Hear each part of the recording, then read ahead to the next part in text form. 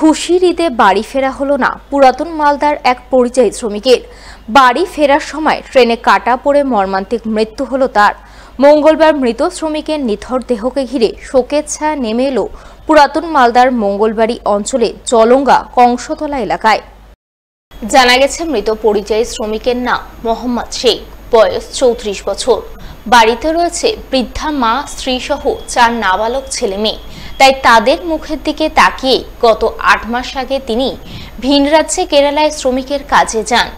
ঈদের 2 দিন আগে বাড়ি ফেরার কথা ছিল তার, কিন্তু বাড়ি ফেরা হলো না। গত শনিবার কেরালাতেই রেল লাইন পেরোতে গিয়ে ট্রেনে কাটা পড়ে মৃত্যু হয় তার।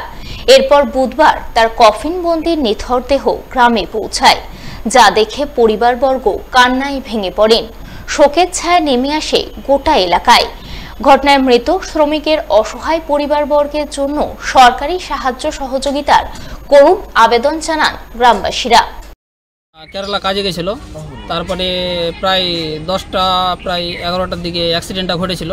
তো ওখানে ওই ট্রেনের ড্রাইভারই ফোন করে বলেছিল ওখানে পাশেই রেল স্টেশন ছিল।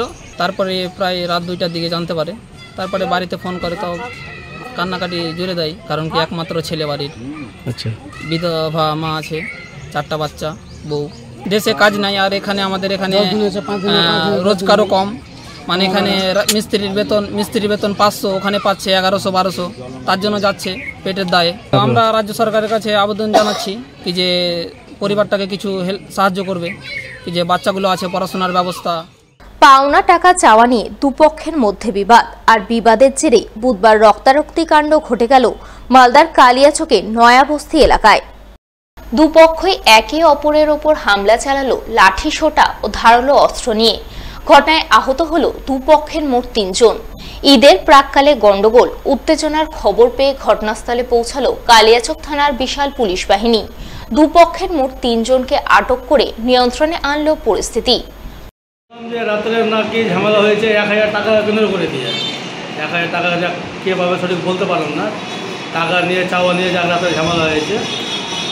রাতের ঝামেলা টাকা চাওয়া নিয়ে হয়েছে। প্লাস সকালে ওই টাকা গল্প নিয়েই মানে আর কি যাকে হয়তো রাতের ঝামেলা হয়েছে। সকালে বাড়িতে বলতে গেছিলো যে যাক মীমাংসা করে দিল। ওই মীমাংসা নিয়ে যাক ঝামেলা হয়েছে, সঠিক তো আমার জানাও নেই, আর সঠিক বলতেও পারলাম না। তার মধ্যে পুলিশ এসেছিলো তদন্ত করার কারণে, আমাকে সঙ্গে নিয়ে গেল। আমি যাক 3টা বাড়ি রোন করালাম, দেখালাম 3টা বাড়ি ঘুরে দিয়ে পুলিশকে আশ্বাস একটা কথা বললাম যে কি যাক যা ঘটনা ঘটেছে সে তদন্ত করা হোক, দোষীকে দোষারোপ করা হোক।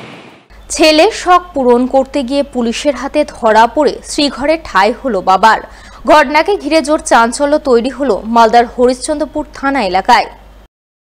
জানা গেছে, আসন্ন লোকসভা নির্বাচন সুষ্ঠুভাবে সম্পন্ন করতে হরিশ্চন্দ্রপুর থানার পক্ষ থেকে বাংলা বিহার সীমান্তবর্তী কুশিদা এলাকায় সম্প্রতি নাকা চেকিং বসানো হয়েছে। সেই নাকা চেকিংয়ে বিভিন্ন যানবাহন থামিয়ে সর্বক্ষণ তল্লাশি অভিযান চালাচ্ছে পুলিশ।